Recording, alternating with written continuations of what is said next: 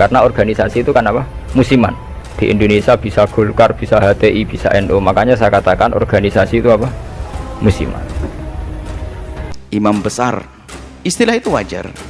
Jadi begini maksudnya, menggunakan istilah itu tidak ada masalah. Tidak perlu kita gelisah dengan itu gelar. Jadi sampean jangan terjebak. Sampean sebagai orang modern jangan terjebak. Kalau niat itu baik semua. Karena namanya adalah imam besar di kalangannya, di bawahnya.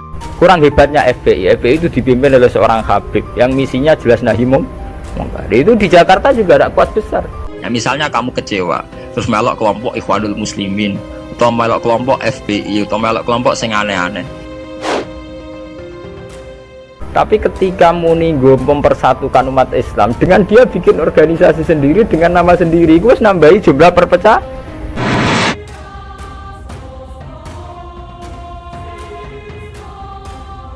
Jadi yang sampean tanyakan kayak HTI itu tentang niat ingin mempersatukan umat Islam sedunia. Saya pikir semua umat Islam tiap kiai masih pas tukaran lah ya tetap muni wa tasimu bihablillahi jami'a wala tafar. Nasib sial rupanya menimpa Rizik Syihab secara beruntun sepulang ke Indonesia setelah lama menetap sementara di Arab Saudi. Selain harus mendekam di penjara seusai resmi ditetapkan sebagai tersangka kasus kerumunan massa, kini gelar Imam Besar Front Pembela Islam yang dimiliki oleh Rizik Syihab dicabut. Gelar Imam Besar itu dicabut setelah pemerintah resmi membubarkan Front Pembela Islam. Rizik Syihab sekarang mendekam di penjara sebagai tersangka kasus kerumunan di Megamendung, Bogor, dan Petamburan, Jakarta. Pasca dibubarkannya Front Pembela Islam, kini berdiri ormas baru bernama Front Pemersatu Islam. Nama ini berbeda dari nama yang digadang-gadang sebelumnya, yakni Front Persatuan Islam. FPI sejak tanggal 20 Juni tahun 2019 secara de jure telah bubar. Untuk menghindari hal-hal yang tidak penting dan benturan dengan rezim zalim, maka dengan ini kami deklarasikan Front Persatuan Islam. Menurut tim bantuan hukum FPI Aziz Yanuar, sejauh ini pembahasan soal Front Pemersatu Islam terus dilakukan. Namun yang menarik, menurut bocorannya, ormas itu ke depan tak akan ada istilah lagi imam besar. Seperti diketahui, sematan imam besar dahulu digunakan oleh FPI untuk menjuluki Rizik Syihab, pimpinan mereka. Namun kata Aziz, ke depan istilah imam besar itu akan ditiadakan.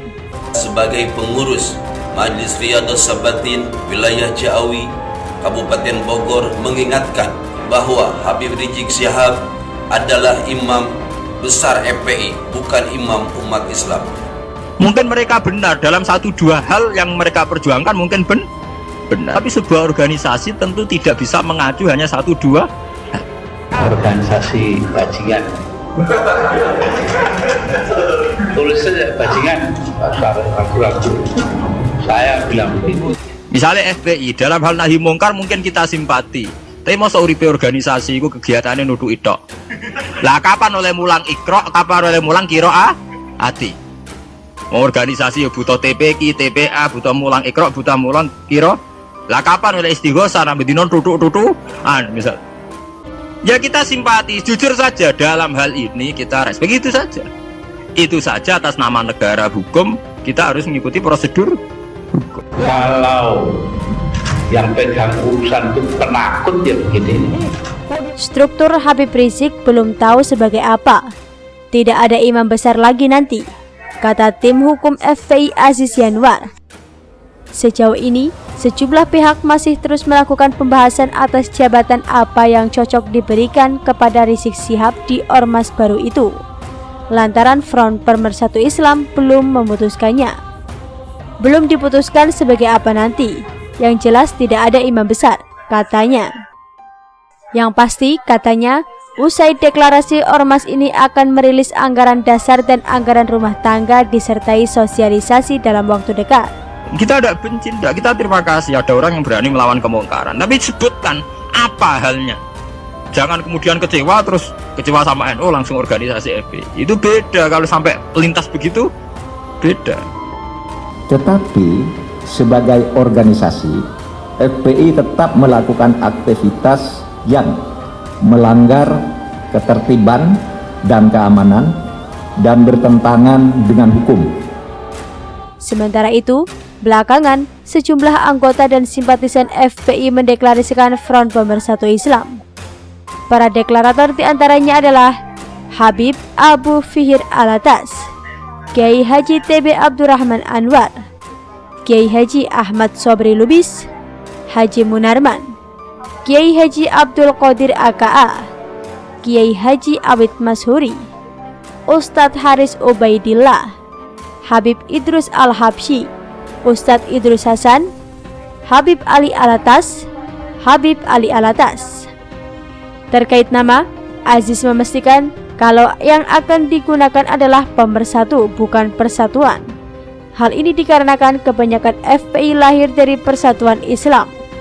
Sementara AD atau ART dikatakan bakal mirip-mirip dengan FPI sebelumnya. Kalau dia hati legowo, ngapain tidak milih yang sudah ada dan berjalan? Karena bikin organisasi baru itu sekedar diterima itu sak penggawean.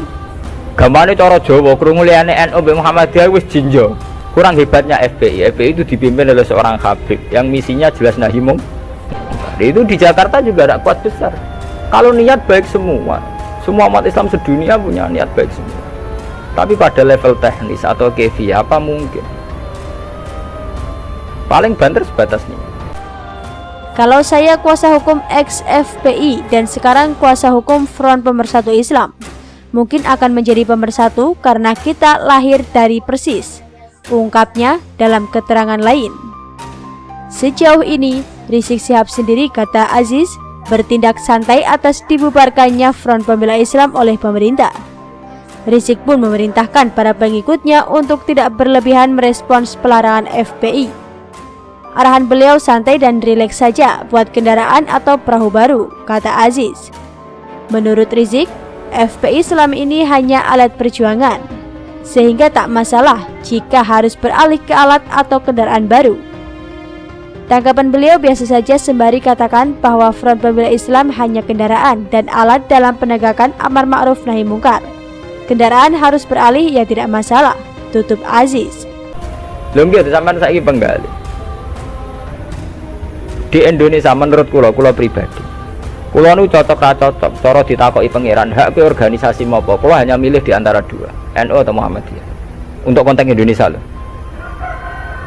Karena secara umum Rasulullah ngendikan bahwa kamu harus mengikuti al-jamaah, fa inna yadawahi ma'al jamaah. Itu ada masyarakat segera melapor kepada aparat ya. Bila menemukan ada suatu kegiatan simbol Front Pembela Islam maupun atribut serta tidak melaksanakan tindak pelanggaran hukum. Indonesia memaksakan penerapan syariat Islam. Syariat Islam yang mana? Bayangkan kalau dipaksakan syariat Islam kemudian NTT keluar dari Indonesia, Ambon. Kemungkinan kita dakwah di Ambon malah tidak ada. Juga kemungkinan Islamisasi di NTT malah tidak ada karena sudah keluar dari Indonesia. Dan yang kedua, itu masyarakat tidak mengakses atau mengunggah dan menyebarluaskan konten terkait Front Pembela Islam baik melalui website maupun medsos.